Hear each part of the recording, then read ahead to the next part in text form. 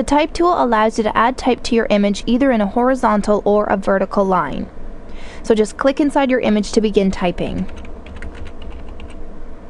If you are happy with your type, either click the check mark up here in the options bar or press enter on the numeric keypad.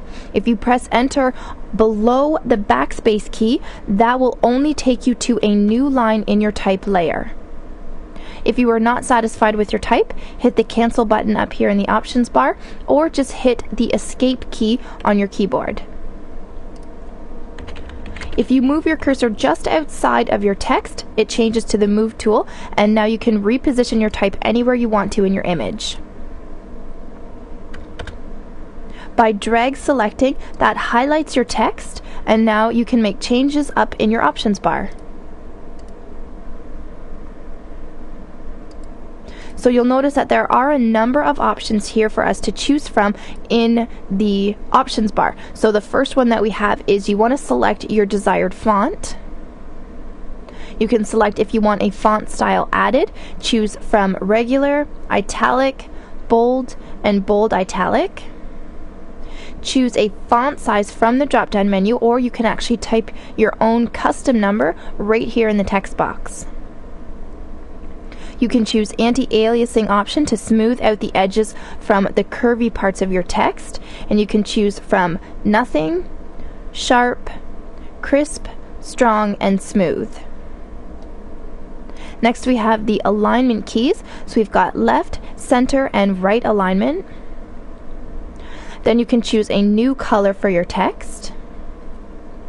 Next we have warp text. This will warp all characters on a type layer. You cannot warp individual characters unless they are all on separate type layers. So now you can choose from a variety of warp styles.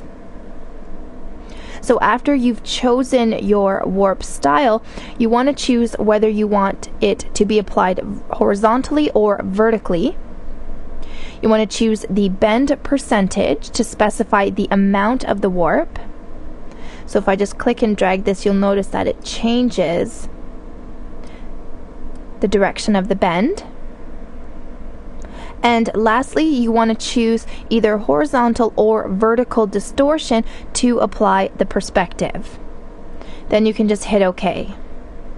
And the last option allows you to toggle between the character and the paragraph palette. So this palette gives you all the options that are up in your options bar, but it also gives you more. For example, you can set the leading, tracking, and kerning between characters in lines. So you may have noticed too in the type tool options here, you've got horizontal type, vertical type, horizontal type mask, and vertical type mask. So we're going to choose horizontal type mask, and what type masks do, they create a selection in the shape of the letters that you've typed. So you can do anything with this type mask selection that you can do with other selections. Now it does not appear on its own layer like horizontal or vertical type does, but it is added to the current active layer, and it's best if it's added to an image layer. So I'm just going to bring up this image of New York City here. Just going to close our character palette, or just move it out of the way here. So what we're going to do is select, we've got our horizontal type mask selected. I'm going to select a larger text size here. I'm going to click inside. So when you begin typing, you will see a preview of your selection. So this is the red overlay. And we're going to actually, let's just choose a larger font so we can really see this. So I'm going to do about 200 in here.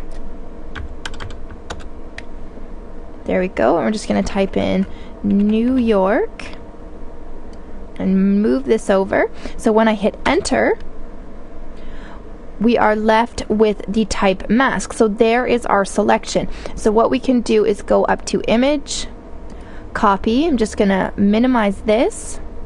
I'm going to go up to edit, paste, and there is our type mask here. And if you'll notice, I'm just going to zoom in a little bit on this. There is the image of New York City within that text.